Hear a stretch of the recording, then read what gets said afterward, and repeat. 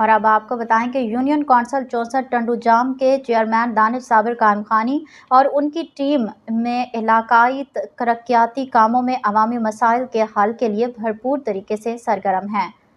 Chairman دانش صابر قائم خانی کی قیادت میں مختلف علاقوں میں جاری ترقیاتی منصوبوں پر کام تیزی سے جاری ہے، جبکہ عوامی خدمت کو اولین ترجیح دی جا رہی ہے۔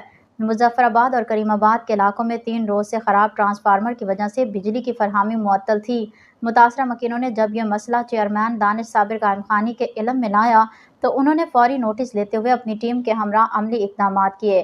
چیئرمین دانش صابر قائم خانی، کونسلر صغیر قائم خانی اور کونسلر ذیشان قائم خانی نے بروقت کارروائی کرتے ہوئے 24 گھنٹوں کے اندر خراب ٹرانسفارمر کو درست کروایا اور علاقے میں بجلی کی فراہمی بحال کروائی۔